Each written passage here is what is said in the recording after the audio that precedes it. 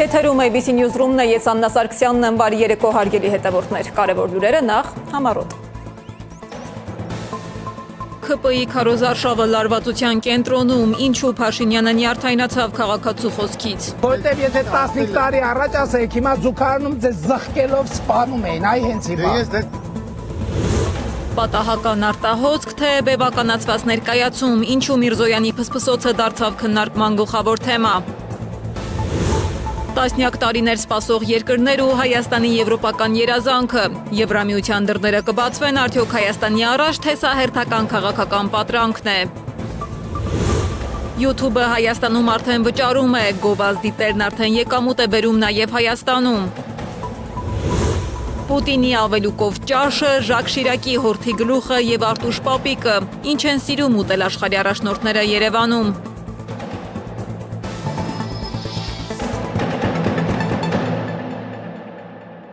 Նախընտրական քարոզարշավի արդեն 5-րդ օրն է ու քաղաքական լարվածությունն ավելի տեսանելի է դառնում։ Միջադեպերի, նյարդային արձագանքների ու աղմկահարույց տեսանյութերի պակաս չկա։ Այս օրերին հատկապես աչքի է ընկնում իշխանության վերաբերմունքը քննադատության նկատմամբ։ 2018-ին իշխանության եկած Նիկոլ Փաշինյանը խոստանում էր ազատություն, հանդուրժողականություն ու ժողովրդի ձայնը լսող իշխանություն։ Այսօր 8 տարի անց նույն իշխանությունը ոչ միայն նյարդայնանում է քննադատությունից, այլև հաճախ արձագանքում է ագրեսիայով, վիրավորանքով ու ուժի ցուցադրությամբ։ Երկու տեսանյութ ընդամենը մի քանի ժամվա տարբերությամբ շատ հստակ ցույց տվեցին, ինչ վիճակում է այսօր Հայաստանի ժողովրդավարությունը։ Հերթով։ Տեսանյութերից մեկում քաղաքացին Փաշինյանին ասում է, ինչպես 2018 թվականին էր զգում, որ նախկին իշխանությունը պետք է հեռանա, այնպես էլ հիմա է զգում, այս իշխանությունն էլ պետք է հեռանա։ Թվում է ժողովրդավարության մասին անընդհատ խոսող իշխանության ղեկավարը պիտի հանգիստ լսեր այդ կարծիքը։ Բայց դիտենք տեսանյութը։ Հավատում եք ձեզ ու ձեր իշխանությանը։ Հիմա այնտեղ զգում եք, որ պետք է իշխանությունը հեռանար։ Հիմա նույնը ձեզ եմ ուզում ասեմ։ Սա ուզում հասկանալ, որ սստանց եմ ասում, որտեղ Հայաստանի համար մանանք ստանում։ Տեսեք, ձեր օրվա ես վերջացնեմ, գիտեմ ձեր սավտետի քոշումները։ Դուք հանձնել եք Արցախը, ես գիտեմ շատերին հաճելի չի լսելը։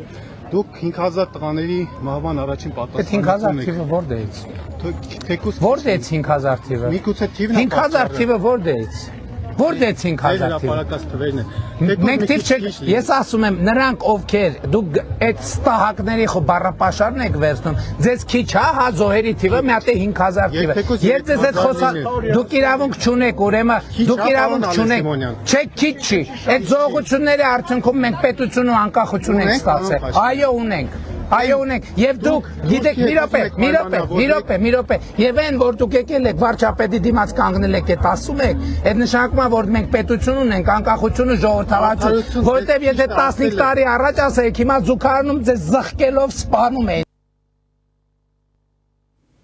Եվ մինչ Փաշինյանը տեսախցիկների առաջ խոսում էր ժողովրդավարությունից, Շենգավիթում բոլորովին այլ պատկեր էր։ Տարածված տեսանյութում երևում է, թե ինչպես են ոստիկանները բերման ենթարկում քաղաքացուն, որը գոռացել էր դավաճան։ Բռնի կեշպով ամուսնու սկանդալները հագցրեցին եւ տանում են։ Հրելով բոլորիս, տարեց մորը այս սրանք։ Այս դրանք ֆիքսեք դեմքերը։ Մարդի աշխատող աղբեր ուրա։ Ապե, ես քո հետ մի անգամ եկել եմ որ չգամ։ Հետո մի արա։ Սրանց դեմքերը ֆիքսեք, բռնի կեշպով։ Ոտը։ Մի արա, ապե։ Ռուսը չեմ ջարդը, մի արա։ Ների, դերից։ Ապե թող։ Թողը։ Հակիսա բաժինը թողտա շենգավիթի, հետը շենք, ապե գալիս եմ, կանդալը հանձերիցս գալիս եմ, ապե հալի ձերիցս, ընկեր չես սալա, չոն էտի որ ես կկով։ Հաղճումա որ կանդալ ես կցել, հաղճումա մեզանի, ջարդել ձերրս, հաղճումա որ կանդալ ես կցել, հաղճումա ինձ ձերրս։ Հիմա նայ ձերրսը չարը, աղբեր ասա թողանին, ընկերս անըտ կոտ, արա մի կաշի, ձերիցս, չես կարա, թող, Արա թող ձերս, մի մծրեք, ինքը կմատնի կնստի։ Քարոզարշավի ընթացքում աղմուկանաց տեսանյութերի շարքը սրանով չավարտվեց։ Այս անգամ հանրության ուշադրության կենտրոնում հայտնվեց Նիկոլ Փաշինյանի եւ արտգործնախարար Արարատ Միրզոյանի միջև տեղի ունեցած կարճ խոսակցությունը, որը պատահաբար լսելի դարձավ միացված բարձրախոսի պատճառով։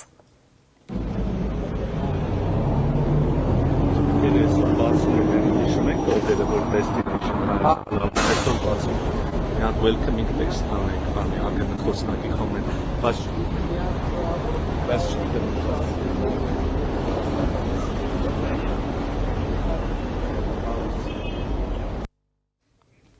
Այս տեսանյութը շատ արագ տարածվեց համացանցում, առաջացնելով ակտիվ քննարկումներ ու տարբեր մեկնաբանություններ։ Ավելի ուշ Փաշինյանը փորձեց պարզաբանել, թե ինչի մասին էր խոսքը։ Նրա խոսքով, նախկինում Թուրքիայի օրենսդրությունը թույլ չէր տալիս Հայաստանը նշել որպես առաքման երկիր։ Արդյունքում Թուրքիայից Հայաստան ուղարկվող ապրանքները ձևակերպվում էին երրորդ երկրների միջոցով եւ միայն հետո հասնում Հայաստան։ Փաշինյանի պնդմամբ այժմ թուրքական օրենսդրության մեջ փոփոխություն է կատարվում եւ Հայաստանը ներառվում է առաքման երկրների ցանկում։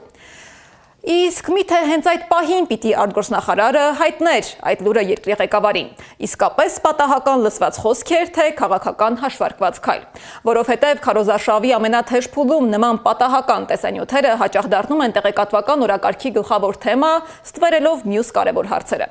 Աշխարհում դա ընդունված քաղաքականություն է։ Երբ իշխանությունը հայտնվում է հանրային դժգոհության ֆոնին, հաճախ օրակարգը փոխելու ամենաարդյունավետ ճանապարհը դառնում է մի աղմկոտ, էմոցիոնալ ու վիրուսային դրվագ, որը մի քանի օրով կամ նույնիսկ ժամով կլանում է ամբողջ տեղեկատվական դաշտը։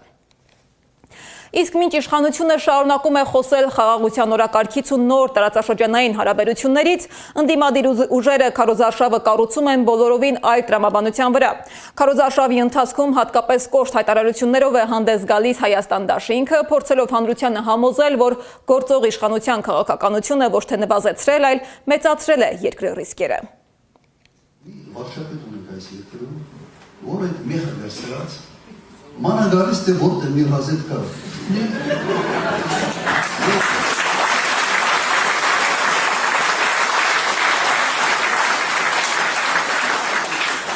Խնդիրը նրա մեջ է, որ այդ խոսանքը իրեն չի խփում, ժողովրդին է խփում։ Այս մեկը մեխը վերցրած, հազետկաների մեջ քցում, այդ խոսանքը ժողովրդին է տարավես։ Զոհերով, վիրավորներով, տարածքային կորուստներով։ Հիմա իմ առաջարկը ինչն է։ Այդ մեխը ձեռից վերցնել դուրս։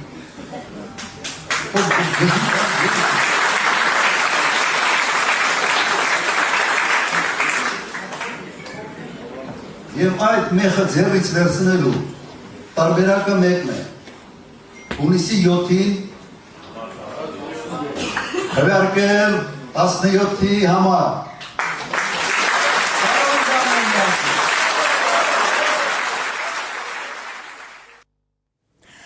Անվտանգության, ուժեղ պետության ու փոփոխությունների թեմայով է իր քարոզարշավը կառուցում նաև ուժեղ Հայաստանը, փորձելով ներկայանալ որպես նոր ուժային կենտրոն։ Սամվել Կարապետյանի շուրջ ձևավորվող քաղաքական ուժը քարոզարշավի ընթացքում շեշտը դնում է ուժեղ պետություն գաղափարի վրա, խոսելով անվտանգությունից, տեխնոլոգիական բանակից ու ապագայի Հայաստանի մասին։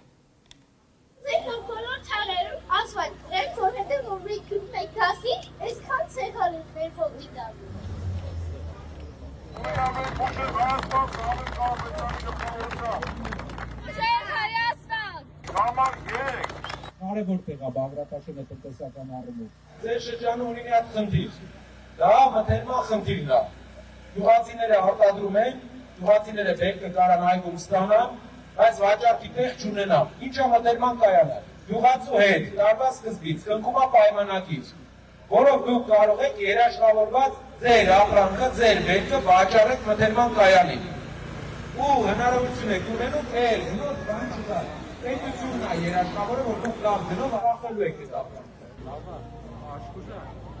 Լավ, մենք ո՞նց կապրենք,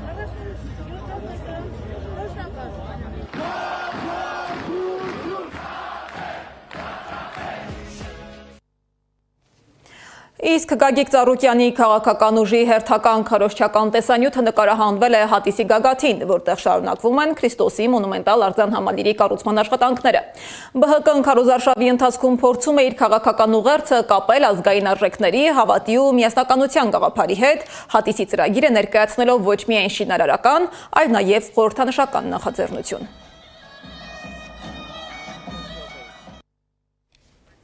Ընտրության ընթառաջ կարծես ամենակոշտ պայքարներից մեկը ոչ թե իշխանության, այլ Հայաստանի ապագայի տեսլականի շուրջ է։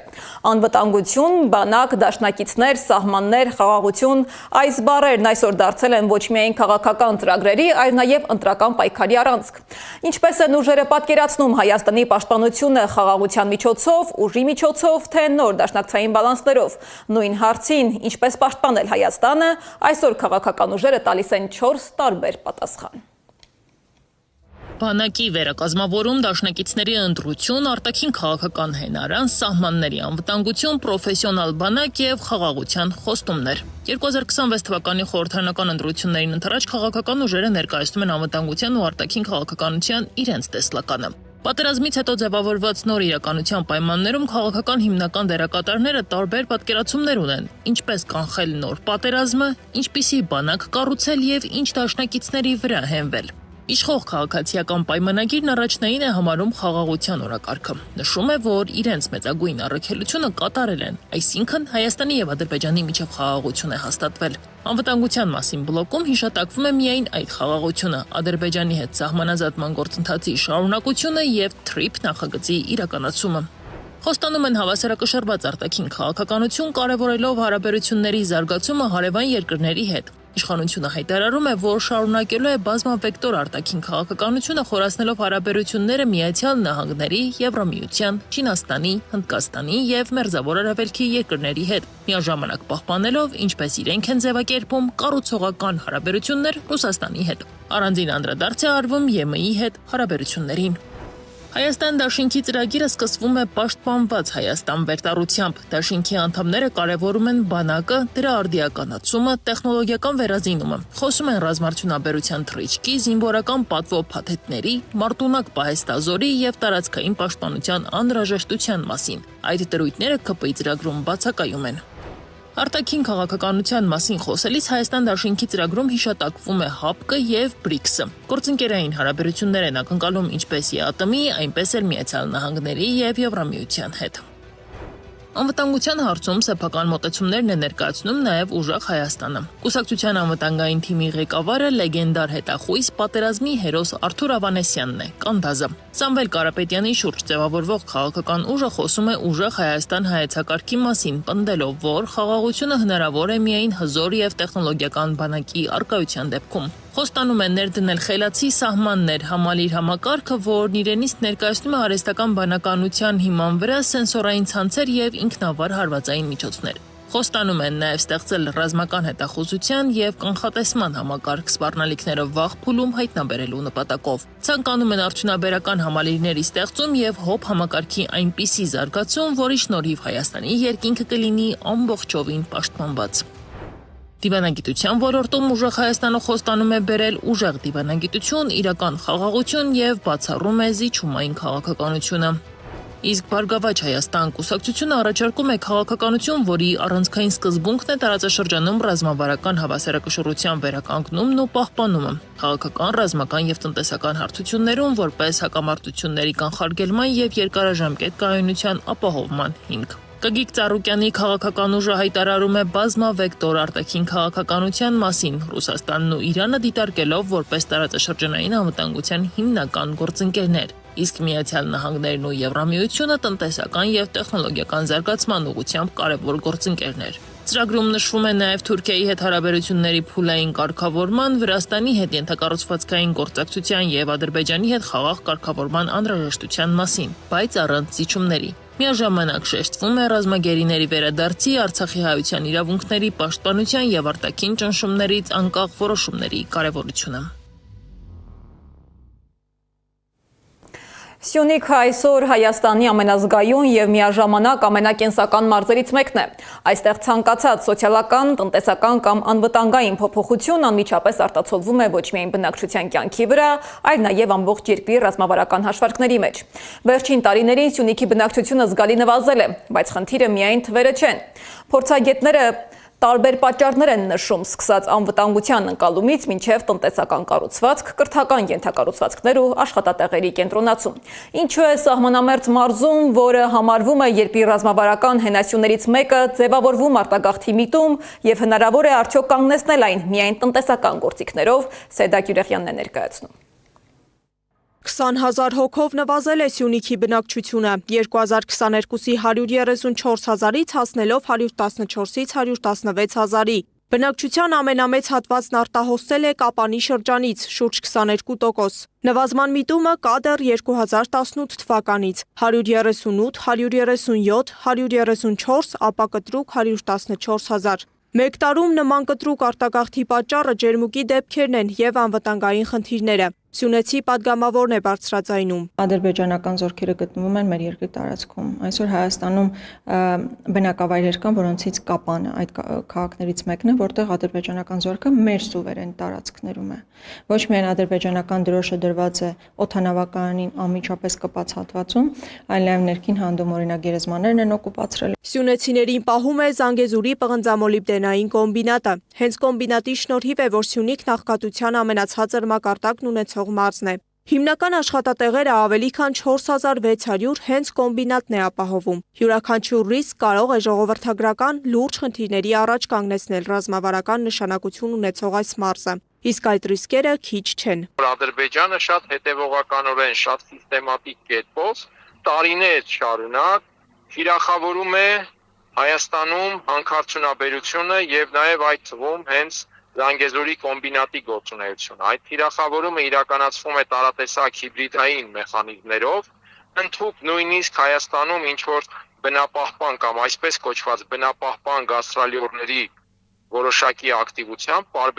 պարբերական ակտիվությամբ։ Դա բավական չէ, Սյունիքում փակվում է եւս 50 դպրոց, այլ դպրոցների հետ են միավորում։ Սահմանամերձ Դավիթ Բեկը, որի բնակչությունը մոտ 700 է, Կապան համայնքի ամենաշատ բնակչությունն ունեցող գյուղն է։ Դպրոցում մոտ 50 աշակերտ է սովորում եւ Սյունեցի падգամավորի խոսքով այս ու մյուս դպրոցների փակումը խիստ բացասաբար է ազդելու դեմոգրաֆիական վիճակի վրա։ Դպրոցի փակումը խուսափելիորեն բերում է նաեւ կենսագործունեության նվազեցման տվյալ գյուղում եւ բազմաթիվ մարդիկ կարող է ցանկանան նույնիսկ գյուղից դուրս գալ։ Հետևաբար անվտանգային գործոն դրան գումարվում է արդեն դպրոցների փակման գործոնը եւ ստացվում է այն իրավիճակը, որ արդեն արտացոլված է պաշտոնական վիճակագրության մեջ։ Այդուհանդերձ սյունեցիները չեն ցանկանում լքել գյուղերը։ Սահմանամերձ գյուղերից յուրաքանչյուրում Արծվանիկ, Դավիթ Բեկ, Ծավ, Եղվարդ, Ճակատեն 200-ից 600 քաղաքացի է բնակվում։ Դա պայմանավորված է ոչ միայն հանքարդյունաբերությամբ։ Գյուղացիների հետ շփման ժամանակ մարդիկ չեն ուզում դուրս գալ իրենց գյուղերից, չեն ուզում դուրս գալ։ Ուզում են մնալ, տրամադրված են, որտեղ իրենց հողն է, իրենք պետք է պահեն, հողը ի վերջո սահմանամերձ բնակավայրերը կարելի է պահել, եթե այնտեղ այնպիսի պայմաններ է ստեղծում, որ մարդիկ ցանկանան այնտեղ ապրել։ Դպրոցների փակումը, թրիփի հնարավոր գործարկումը, պղնձամոլիբդենային կոմբինատի որոշ խնդիրներ նվազեցնում են բնակիչների Սյունիքում ապրելու ցանկությունը։ Երբեմնի ամենախոշոր հարկատուն երկրորդ տարին անընդմեջ հարկատուների ցանկում երրորդն է։ Գործարանի ղեկավարությունն ամիսներ առաջ էր բարձրաձայնել հանքային ռեսուրսների ուղղությամբ ներդրումների կարիք կա։ Եթե Հայաստանը այսօր հապաղի այդ հարցում, ապա 10 տարի անց գուցե մենք անգամ կանգնենք հանքարդյունաբերության կորստի ռիսկի առաջ։ Եվ ինձ հետաքրքիր է շատ ավելի, թե օրինակ այդ բարձրաձայնում այդ մտահոգությունը, որ բարձրաձայնվեց այդ կարևորագույն կոմբինատի ղեկավարության շուրթերից, ինչ ուշադրության արժանացավ Հայաստանի կառավարության մոտ, արդյոք դա իսկապես դարձավ քննարկման առարկա։ Կոմբինատի մամուլի բաժնից նշեցին, սա մեկն էր բարձրաձայնված մի քանի խնդիրներից։ Տարածքային կառավարման եւ ենթակառուցվածքների նախարարությունից ֆորումի ընթացքում խոստացան 2027-ին երկրաբանահետախուզական ծառայություն ստեղծել։ Երկրաբանական ծառայությունը, որ ստեղծվելու է, երկրաբանական ծառայությունը լինելու է ի թիվս այլ գործառույթների, նաեւ լինելու է պատվիրատու ռեգիոնալ ուսումնասիրությունը իրականացնելու, որը հնարավորություն կտա նոր պաշարներ հայտնաբերել պետության նախաձեռնությամբ, պետության ֆինանսավորմամբ։ Այսպիսով Սյունիքի բնակչությունը չնայած վերջին 2 տարում որոշակի աճման միտում ունի, 114,000-ից հասել է 116,000-ի, այդուհանդերձ 2022-ից 23-ի կտրուկ շուրջ 20,000-ով նվազումը զրուցակիցներից կարծիքով դժվար թե հաջորդող 8 տարում հնարավոր լինի կոմպենսացնել։ Անհրաժեշտ են լուրջ ներդրումներ ոչ միայն տնտեսական, այլև անվտանգային ոլորտներում։ Սեդար Գյուրեղյան, Էդիկ Մալաքյան, Աշոտ Բարբարյան, ABC Media։ Մինչ երկրի ներսում քննարկվում են ժողովրդագրական ու անվտանգային խնդիրները, արտաքին քաղաքական դաշտում Երևանը փորձում է առաջ տանել եվրոպական ինտեգրման օրակարգը։ Եվրամիությունը Հայաստանին ներկայացրել է վիզաների ազատականացման գործընթացի առաջին զեկույցը։ Փաստաթղթում Բրյուսելը գնահատել է, թե ինչ քայլեր է արդեն իրականացրել Երևանը եւ ինչ փոփոխություններ դեռ պետք է արվեն ապագայում Շենգենյան գոտի առանց վիզայի մուտք գործելու համար։ Զեկույցը ներկայացվել է մայիսի 5-ին կայացած առաջին ԵՄ Հայաստան գագաթնաժողովից հետո։ Թեև հանդիպումն ավելի շատ քաղաքական ու խորհրդանշական բնույթ ուներ, այնտեղ հնչեցին նաև Հայաստանին ուղղված բավական դրական գնահատականներ։ Ասացին, եթե գործընթացը շարունակվի առանց խոչընդոտների, Հայաստանը կարող է հասնել վիզաների ազատականացմանը մինչև այս տասնամյակի ավարտը։ Սակայն Եվրամիությունը Երևանից ակնկալում է նաև նոր քայլեր, արագացնել կենսաչափական անձնագրերի ներդրումը, ստեղծել տվյալների պաշտպանության անկախ մարմին եւ ուժեղացնել սահմանային վերահսկողությունը։ Սակայն քաղաքական հայտարարություններից անդին իրականությունը շատ ավելի բարդ է։ Օրինակ, պարզապես կարելի է նայել այլ երկրների փորձը, որոնք տարիներ շարունակ փորձում են հասնել Եվրամիության անդամակցության, բայց այդպես էլ հերթն առաջ չի գնում։ Եվրոպական ուղղության մասին խոսույթը Հայաստանի իշխանության քաղաքական օրակարգում վերջին տարիներին ավելի հաճախ է հնչում։ Բրյուսելի հետ ակտիվ շփումներ, նոր գործակցային ծրագրեր, եվրոպական ինտեգրման վերաբերյալ հայտարարություններ, բայց որքանով է իրական Հայաստանի Եվրամիության անդամակցության հեռանկարը, երբ այդ ճանապարհին արդեն տասնամյակներ շարունակ սպասող երկրներ կան։ Իսկ ով ասաց, որ Հայաստանի իշխանությունը վստահ է, որ Եվրամիության անդամ է դառնալու եւ ընդհանրապես ես կարծում եմ պարզապես տպավորություն է, թե Հայաստանը կանգնած է ընտրության առաջ Եվրամիություն թե ԵԱՏՄ։ Իհարկե, բավական լայն տարածված է այդ հարցադրումը մեդիա փորձագիտական միջավայրում, բայց իրական քաղաքականության ռեժիմում ոչ Երևանն է այսպես համոզված կամ հավատացած, որ դառնալու է Եվրամիության անդամ, եւ ոչ էլ կա ընդհանրապես այդպիսի խնդիր։ Հայաստանը 2021 թվականից փոքր քայլերով փորձում է մոտենալ Եվրամիությանը, սակայն փորձագետների կարծիքով այդ ճանապարհը ոչ միայն չափազանց երկար է, այլև այս պահին գործնական հեռանկար չկա։ Նրանք ընդգծում են ԵՄ անդամակցությունը քաղաքական հայտարարություններով չի սկսվում եւ առավել եւս արագ չի ավարտվում։ Որպես օրինակ մատնանշում են Վրաստանն ու Ուկրաինան, հիշեցնելով, թե ինչ մարտահրավերների առաջ կանգնեցին այդ երկրները եվրոպական ուղղությունը ընտրելուց հետո։ Մեր տարածաշրջանը, մասնավորապես Վրաստան, Հայաստան, Ադրբեջան, բոլոր դերակատարներին հետաքրքիր է իր ամբողջության մեջ։ Առանձին վերցրած այս երկրները որևէ առանձին մեծ հետաքրքրություն չեն ներկայացնում ոչ Ռուսաստանի համար, ոչ Արևմուտքի համար։ Եվրամիության անդամ դառնալու երկար ճանապարհ է անցել նաև Թուրքիան։ Անկարան շուրջ 3 տասնամյակ սպասեց անդամակցության գործընթացի առաջխաղացմանը, սակայն ի վերջո այն փաստացի սառեցվեց։ Եթե Վրաստանը, Ադրբեջանը, Թուրքիան չեն լինում Եվրոպական միության անդամ, ապա Հայաստանը ուղղակի կտրված է լինում, իմիջայլոց ԵԱՏՄ համատեքստում ենք սրա մասին բազմիցս խոսել ենք, բազմիցս նշել ենք, թե ինչպիսի վատ իրավիճակ է Հայաստանի համար, թե աշխարհագրական առումով, թե լոգիստիկ առումով, իսկ Եվրոպական միությունը ես չեմ կարծում, որ կգնա նույն ճանապարհով, ինչ ճանապարհով գնաց ԵԱՏՄ-ն եւ կվերցնի այսպես կղզիացված պետություն որպես իր լիիրավ անդամ։ Վերադառնալով Հայաստանին, այսօր մեր երկիրը դեռ նույնիսկ ԵՄ թեկնածու երկրի կարգավիճակ չունի։ Հայաստան-Եվրամիություն հարաբերությունների իրավական հիմքը շարունակում է մնալ համապարփակ եւ ընդլայնված գործընկերության համաձայնագիրը։ Իսկ անդամակցության գործընթացի մասին պաշտոնական խոսք առայժմ չկա։ Այդուհանդերձ հայկական կողմը դեռ 2024 թվականին հայտարարեց, որ պատրաստ է անդամակցել Եվրամիությանը։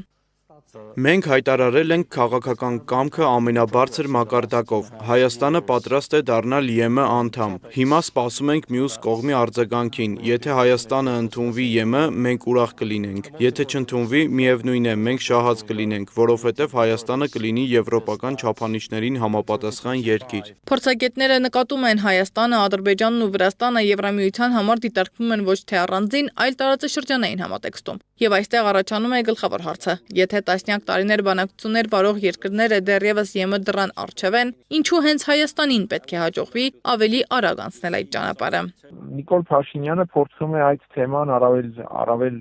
արդյունավետ կապիտալիզացնել նաև քարոզչական դաշտում, ձգտելով ձայներին տեր կանգնել, որոնք հակված են դեպի Եվրամիություն եւ որոնք ակնկալում են, այսպես ասած, արևմտամետ կուրս այս իշխանությունից։ Իսկ ԵՄ-ն այսօր պատրաստ է արդյոք ընդլայնել իր կազմը, կամ Հայաստանը պատրաստ է այսպիսի խորքային փոփոխությունների, որոնք պահանջվում են անդամակցության համար, դատական համակարգից մինչև տնտեսական եւ ինստիտուցիոնալ վերափոխումներ։ Եվ ամենակարևորը, Հայաստանի եվրոպական օրակարգը ռազմավարական ու երկարաժամկետ ծրագիր է, թե այս պահին ավելի շատ քաղաքական ուղերձ ուղղված այլ ուժային կենտրոնների։ Սեդա Մակարյան, Աշոտ Բարբարյան, ABC Media։ Աշխարհի առաջին դեմքերի այցից մեկ շաբաթ անց հանրությունը դեռ շարունակում է քննարկել նրանց ելույթներն ու պաշտոնական հանդիպումները, բայց իրականում ոչ բոլոր պետություններն են սկսվում պաշտոնական սրահներում։ Որոշ պատմություններ սկսվում են այնտեղ, որտեղ ավարտվում է տեսախցիկների ուշադրությունը։ Մեր հաջորդ ռեպորտաժը այդպիսի մի պատմություն է։ Պետական այցերի ու բարձր մակարդակի հանդիպումների կողքին միշտ կան մանր դրվագներ, որոնք չեն հայտնվում պաշտոնական կադրերում։ Դրանք կապ չունեն հայտարարությունների կամ արձանագրվող արարողությունների հետ, բայց հաճախ հենց այդ պահերն են ավելի հետաքրքրում մարդկանց։ Ժակ Շիրակը, Պուտինը, Ելցինը, Արտուշի մոտ Երևանում։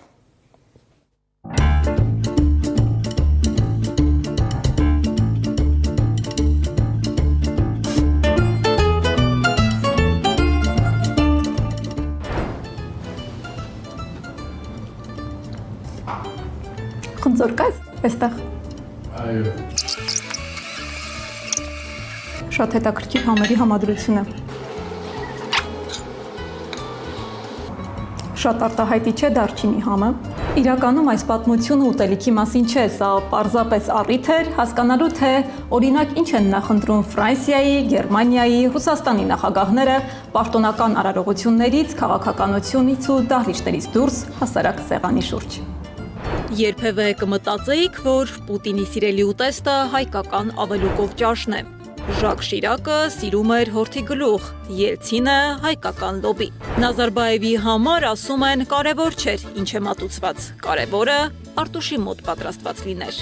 Ինձ չեն ուղեկցում անվտանգության աշխատակիցներ, տեսախցիկները չեն փորձում էքսկլյուզիվ կադրեր ստանալ, ոչ էլ ինձ հետ նկարվելու համար հերթեր են կանգնել։ Բայց փողոցի այս հատվածը եւ այս ռեստորանի մուտքը նման տեսարաններ շատ են տեսել։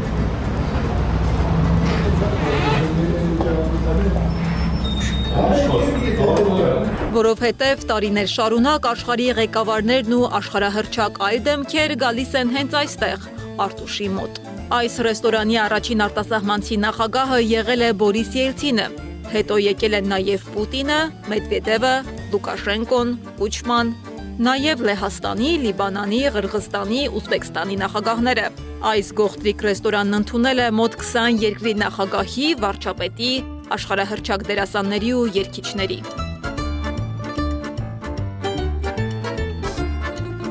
Իսկ ինչպես Երևանի այս փոքրիկ ռեստորանը դարձավ հետխորհրդային ու համաշխարհային քաղաքական դեմքերի համատեղ կանգառը։ Ռեստորանատերն ասում է, գաղտնիքը բացառապես որակյալ սնունդն է։ Մինչև վերջ ապսենել է դադար կայրը։ Օրինակ, Բորիս Ելցինին ընդունելուց առաջ երկար մտածել են, ինչով զարմացնել Ռուսաստանի նախագահին։ Ասում են, ստացվեց, հայկական լոբով ճաշը նրանց դարձյալ բերեց նույն հասցե։ Պերվին տվեցի Գորիսի լոբի, ամպիր պոպոկով։ Ելցինի կնոջը հայկական լոբին այնքան էր դուր եկել, որ նույնիսկ բաղադրատոմսներ խնդրել։ Բայց Բաբայանն ասում է, այդ համը միայն բաղադրատոմսով չի ստացվի։ Շատ լավ կիներ, շատ լավ գիտեր կուխնյան, ավելի լավ քան մի քանի մարդիկ կարամ ասեմ։ Ես զարմացած մնացի, որ Իշքան լավ գիտի ինքը խոհանոցը։ Եվ ես բացատրեցի, որ իրանք այդ լոբին չունեն իրանց մոտ։ Բացատրեցի, որ իրանք այդ ջուրը չունեն մեր ջուրը։ Եվ ամենակարևորը ասեցի, որ այդ ձեռքերը չունեն իրանք։ Բայց ասեցի ձեզ, երբ որ պետք լինի, մենք որպես ասի շատ հարազատ երկրներ իրար հարգող, սիրող, ես ասի ձեզ լոբի էլ կբերեմ, պետք կլի կգանք ձեր մոտ այդ բլյուդը կաշխատացնենք։ Իսկ այդ Իրանով տոլմա համտեսելու բախտը ոչ բոլորին է վիճակվել, բայց տպավորել է Վլադիմիր Պուտինին։ Առաջի անգամ տվեցի Իրանի տոլմա աշխարհում, ես տվեցի նոր միջուկ ստեղծելով։ Մենք ունենք սպիտակ սորտի ծիրանը, որը մուրաբա են կեփում։ Եվ ես այդ սպիտակ սորտի ծիրանը, որը մուրաբա են կեփում, ինքը լավ հաստ պատեր ունի, ես արեցի ծիրանի տոլմա։ Թեպետ ամենից շատ Ռուսաստանի նախագահը սիրում է հայկական ավելուկով ճաշը։ Խոհարարներն ասում են, հենց ավելուկով են ամենից հաճախ հմայում հյուրերին։ Իրանք չեն իմանում ինչա, պետք է այդ բույսի անունը մենք թարգմանենք։ Թարգմանում ասում ենք, նո կոնսկի շավելա կոչվում ավելուկը։ Իրանք ոնց։ Իրանց մոտ էլ աճում, բայց իրանք չեն օգտագործում, չէ՞ դա։ Մեր լեռնաշխարհին ուրիշ է, իրանց ուրիշ է։ Իսկ նման հյուրերի դեպքում փորձում են զարմացնել, թե չսխալվել։ Զարմացնել, նախ հայկական խոհանոցը, օրինակ Վլադիմիր Պուտինը նա երբ որ գալիս էր, նա սիրում էր հայկական խոհանոց։ Նա ասում էր ինձ տվեք տեղական ճաշատեսակներից եւ այլն եւ այլն։ Իսկ ասենք տենց եվրոպական սեղան չէինք դել, ճաշեր չէինք պատրաստում, զուտ տեղական։ Էլ ինչ հայկական սեղան, եթե այն համու հոտ չի տալիս նաև հարաբերություններին։ Հենց սեղանի շուրջ է սկսվել ու ջերմացել են Մեդվեդևի հետ հարաբերությունները։ Վերջի անգամ Սևանում մեր պրեզիդենտի դաչայում այնտեղ տվի պաշտոնական ճաշը, ինքը շատ գոհ էր, միշտ տենար, փաթաթվեր, համբյուրեր, բան, տենց ու ամենավերջում եկան գոհ էին, մնացեք կիննել էր հետը, Վեհ շատ մեծ ծաղկ է փունջ, ասեց էսի կնոջդ բանարապդի տակ, ուղարկեց մեր Անահիտին, տենց լավ էր, հետո կինը առանձին եկավ իր անգերույների հետ, շատ ընտիր ձևով ես ընդունեցի, ու շատ գոհ գնացին իրանք, մի քանի ելետ իրան ռեցեպտներ ես իրան նվեր տվեցի։ Արտուշ Բաբայանն իր հյուրերին հիշում է նախընտրած ուտեստներով, ոչ թե պաշտոններով։ Ես իմանալով կողքից լսելով, որ Ժակ Շիրակը սիրում է հորթի գլուխ, թունդիրում կախած, տենց եւ այլը, եւ ես դա արեցի իր համար։ Ինքը շատ էր ուրախացել, որ աֆիցիանը մատուցողը բերեց պոտնոցներով, բանով բերեց, որ դրեն դեմը, ինքը զարմացած էր մնացել, թե Էսի ոնց իրանք ցես բան են տվել։ Իսկ երբ հիշում է Կոբզոնին, Բաբայանի ձայնը փոխվում է, ասում է լավ ընկեր էր։ Ինքը ստեղ ասիր էր, միշտ տեղ էր հացուտում, որ գալիս էր իրա տիկնոջետնելի հետ միասին։ Ամենասիրած իմ ընկերս, մեզի ահավոր գնահատելա, մեզի ահավոր հարգելա ու մեր ազգին էլ հետը։ Հայկական համերի այս յուրահատուկ խորտկարանում պատերը շատ բան են տեսել ու լսել։ Լուսանկարները պատմում են տարբեր դարաշրջանների մասին։ Քուվեթի թագավորի աղջիկն է, որը որ եկել էր էքսկուրսիա Հայաստան, մեր ռեստորան եկավ։ Գյորգի Բոսն է, իր պաշտոնական ճաշների մոտ, Կալինինգրադի գուբերնատորն է ինքն, մեր նախկին վարչապետն է Հայաստանի։ Նախագահները փոխվում են, պաշտոնները նույնպես։ Նույնն են մնում ռեստորանի տեղը, մարդիկ ու անմահական համերը։ Մեկ էլ Արտուշ Բաբայանի պահանջը, ասում է ինձ, պարոնով չդիմեք, տավարիշ ասեք։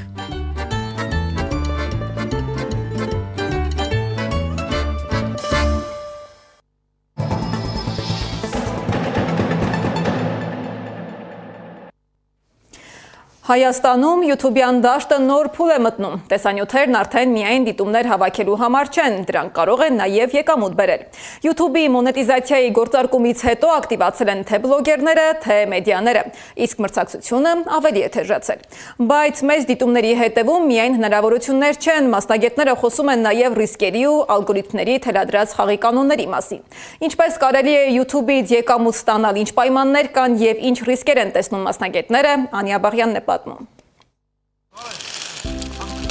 Սինդրիկի, մանուշակի, կրակի վրա պատրաստած լոշի ու շամշադինի մասին է պատմում Գոհար Քոսակյանը YouTube-ի իր ալիքում։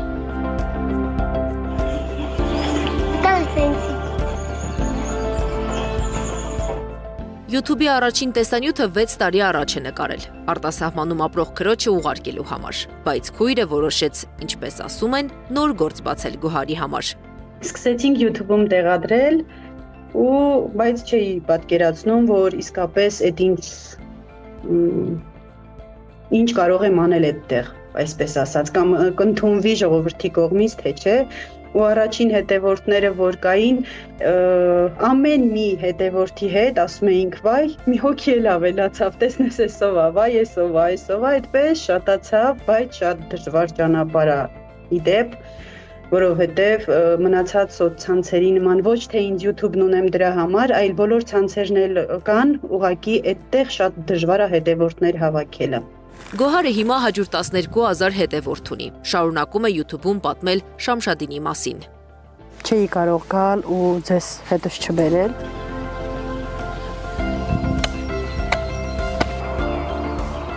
Շատ հյուրեր ենք ունեցել, ովքեր որ իսկապես կապ չունեն գյուղի հետ, բայց իրենց այդ հոլովակները նայելով հետաքրքիր է, եկել, գնացել ենք մեր անտառներում, մեր բնության գրկում, դե շատ սիրուն է Շամշադինի բնությունը, բոլորը գիտեն դա։ Ուղղակի պարզապես իրենց աչքով չեն տեսել ու իմ հոլովակների միջոցով ծանոթանում են մեր Շամշադինի ավանդություններին, մարդկանց, ապրելակերպին, ինչով ենք զբաղվում, ինչ ենք անում։ Գոհարի տեսանյութերում գյուղացու վերջ չունեցող աշխատանքներն ենք տեսնում, որոնք եւ անում, եւ նկարում է զրուցակիցս։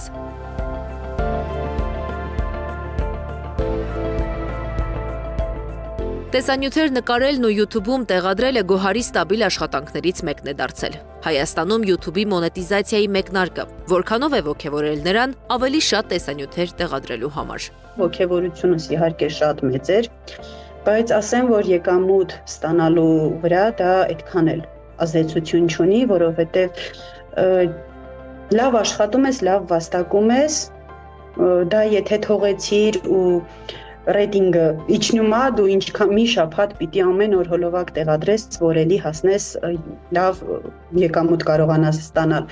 Բայց մոնետիզացիան Հայաստանում լինելը օգուտ է այն առումով, որ նախ արդեն մնացած երկրների պես այստեղ էլ կա դա մեկ ու մի քանի հնարավորություններ է բացվում, որոնցից դեռ ես չեմ օգտվել։ Իսկ ինչպես կարող են ընդհանրապես գումար վաստակել YouTube-ի մոնետիզացիայի շնորհիվ։ Տեղեկատվական անվտանգության հարցերի փորձագետ Արթուր Բաբյանը մի քանի կետ է առանձնացրել։ Անհրաժեշտ է ապահովել հետևյալ մինիմումները։ Տվյալները վերցրել եմ իմ Հայաստանում գրանցված ալիքից։ 500 բաժանորդ, 3 հանրային վերբեռնում 90 օրվա կտրվածքով, 3000 վավեր հանրային ժամ դիտում, անցած 365 օրվա կտրվածքով կամ 3 միլիոն շորց դիտում, անցած 90 օրվա կտրվածքով։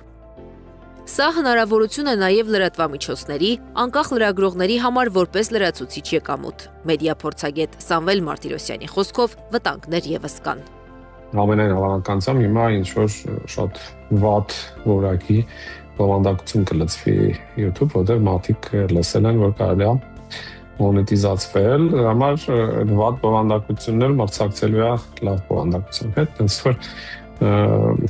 բացասական հետևանքներ ունեն։ Ու պլյուս նաև հասարակ դիտողներ ստիպված լինելու ամեն վարքյան գովաց նայել։